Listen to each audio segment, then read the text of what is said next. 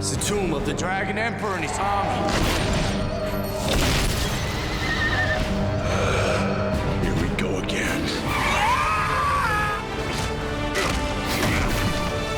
The idea of having a high-speed chase through Shanghai in 1946 on New Year's night is just so deliriously insane.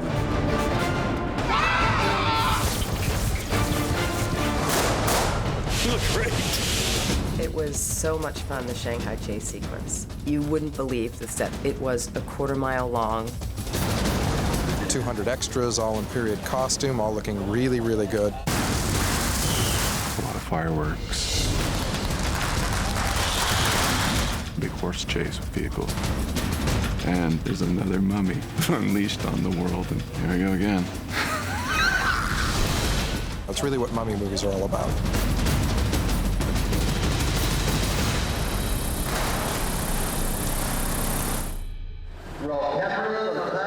Here we go.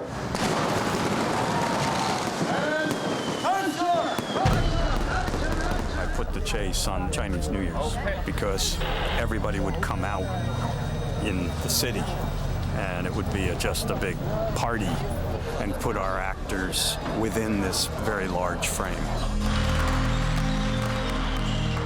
The Shanghai chase is a very, very ambitious and exciting sequence because it's going to kind of bring all the departments together, and there is an absolutely gigantic period set that already exists at the Shanghai studios in Shanghai.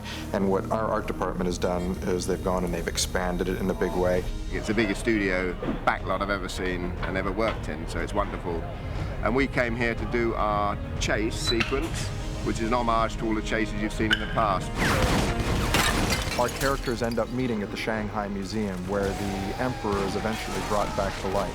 And when he comes back to life, of course, all hell breaks loose, and his chariot goes whipping out of the museum and out onto the streets of Shanghai. We're actually outside of the Shanghai Museum, and Rick is about to commandeer a truck.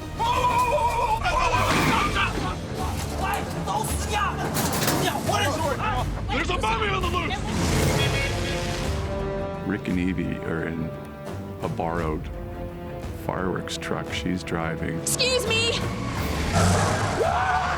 I had so much fun driving through the streets of Shanghai. They're trying to stop the mummy who's escaping in a chariot drawn by 4 bronze horses. They find a massive rocket, which they shoot at the emperor. Destroy! Aim for the emperor! Aim for the emperor? Rob always wanted the Emperor to interact with the rocket in some kind of dynamic way. We went into almost a slow motion moment as we came around, so we watched the kick and then picks up speed as we leave again.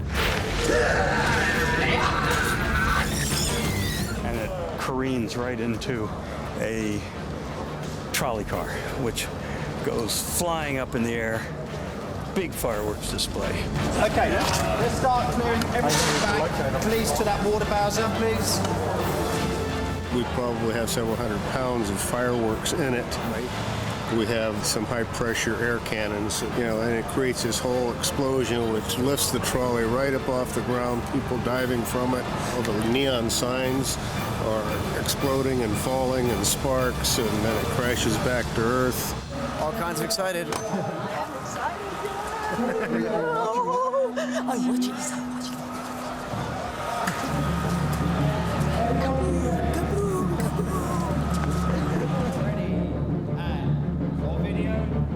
We're minutes away.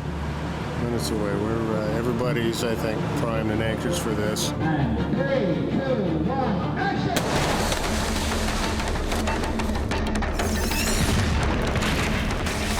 It was a crazy, huge explosion that threw the trolley car about 10 feet up in the air, which was impressive even from the distance we were all sitting and watching it. I thought I was going to do somersaults. Split seconds after the trolley bus has blown up in the air and landed, the Emperor and his chariot race through here, causing a bit more demolition and mayhem. The chariot is just a huge technical challenge. We had the constraint of where the horses were going to be, we had the constraint of where the mummy was going to be. After that, it becomes, okay, what's the action? What do we need to do? For instance, if the horses are crashing through a stall, do we want them to just barrel straight through it? Do we want them to raise up?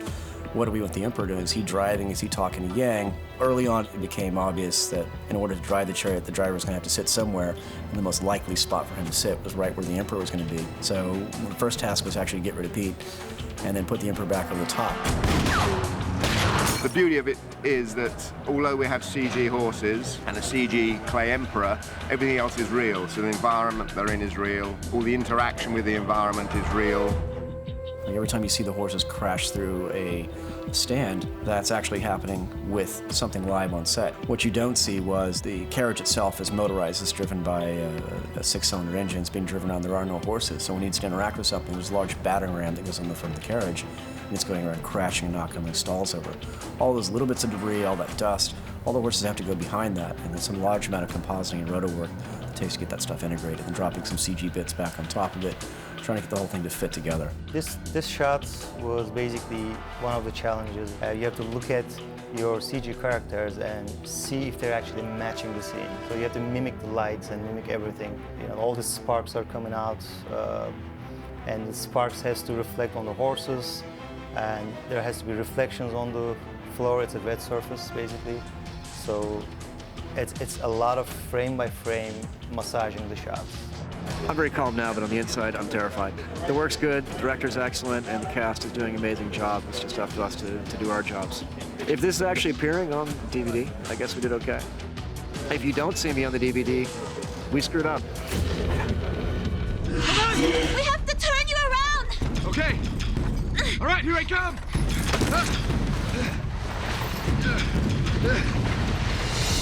This is to simulate the idea of the chariot racing through the streets of Shanghai, with the actors hanging on beneath it before they climb over the top.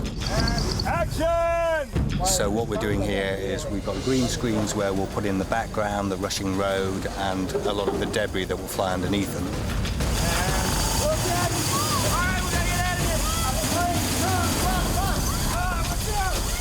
Obviously, to run them down the streets of Shanghai studio is to take a real chance on hurting somebody, which we don't want to do.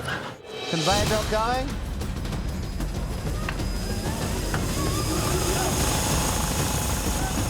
Once we put the background in, it'll be as if they were underneath this carriage going high speed through Shanghai, when in fact we're just in a soundstage in Montreal. I get dragged, I get beat up, I get thrown about. You know, it was such an adrenaline rush. And then Rick decides to take things into his own hands.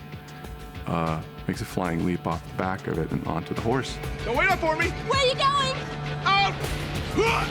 We've got a trailer that we're towing behind the truck, and we've got some crash mats on there, and then we're going to run that down the street, and Brendan can run forward and leap off straight onto the mats.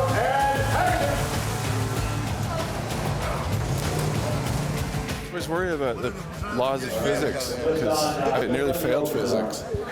And I thought that maybe if I jumped up too high, the car would disappear from underneath me and I'd be left scrambling like a cartoon character and just go...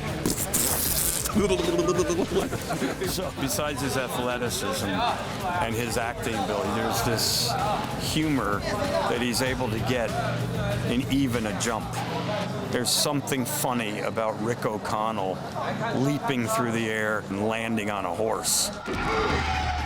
Basically, we're going to have a way for the actor to actually ride on a horse, because our horses at the end of the day are going to be digital, so people don't ride pixels very well. So we've actually had special effects department help us create these two items here. One of which is has a pole up its hindquarters there, and we're going to stick that on the front of the chariot that we drive around. And the other one here is more articulated for our close-up shots. We need our actors to react to motion, so it's more uptight and close and personal with Brendan. He'll actually feel like he's riding a horse, and then we'll slip our digital horse underneath it. So without that, unfortunately, we'd have to suspend him in space with wires or something crazy, or make it totally digital. So this allows us to get the actual actor's performance. Get back, Dad! Alexander Robert O'Connell, you get on the back of this horse, this is it! When the horse is decapitated, we actually have Rick O'Connell sitting on top of this bucking bronco rig, and cameras were actually bolted to it, side cameras following him. And he just ducked down behind an imaginary crane, which is built digitally. So the horse coming underneath him, the horse's head coming off, and the crane it collides with were all digital additions to the scene. Around the corner here, There's a Hummer pulling this cable that's towing the horse down the street. Whoa! Whoa! Get out of the way! Get out of the way! Get out of the way! Oh! Wow! Rob really wanted to have the sense that like this is a living object. So when he turns around and looks inside, we've built a little bit of fake magma with an implied heart that's beating. Just to have Brendan's reaction in the whole shop, him look inside and look back out, a classic Brendan Fraser look, it just completely sells the moment. I'll cover you! Let's go!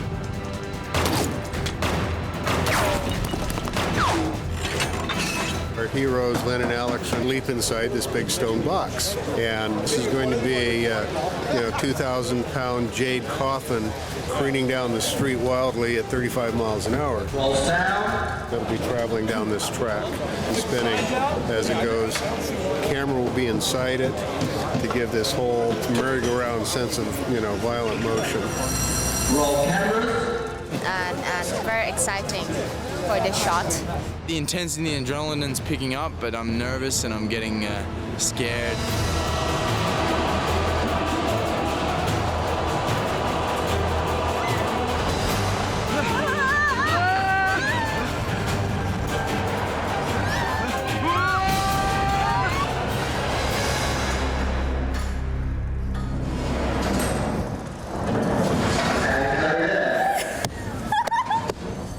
Riding in a chariot, spinning around, and in a coffin, and things like that. You don't get much of an experience like that before, so it was unbelievable. Still speechless. This is a shot where Brendan jumps onto the horse's back because he's about to collide with the sarcophagus, travelling along the ground with Alex and Lynn in it.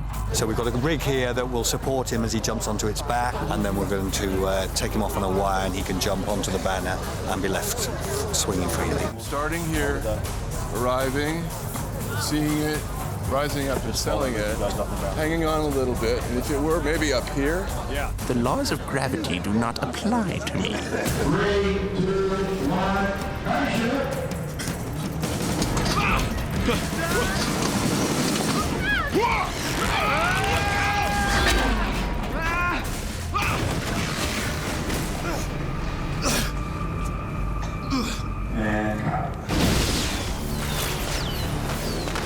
Myself and Evie, we're just getting shot at and the fireworks are going off in the truck, and then we just jump out the truck, actually stuntman jumps out the truck.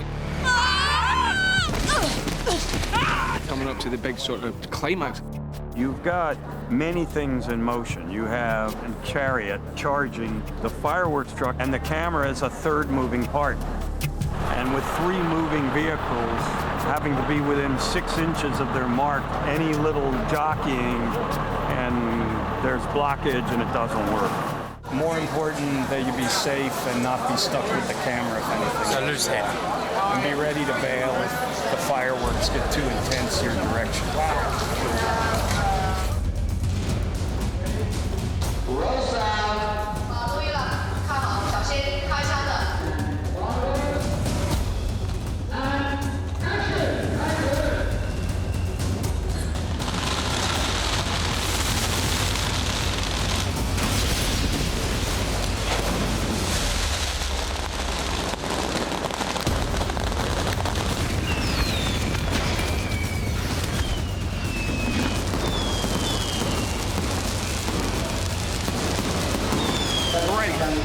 Could you get a cab? Does it look like I have a wallet?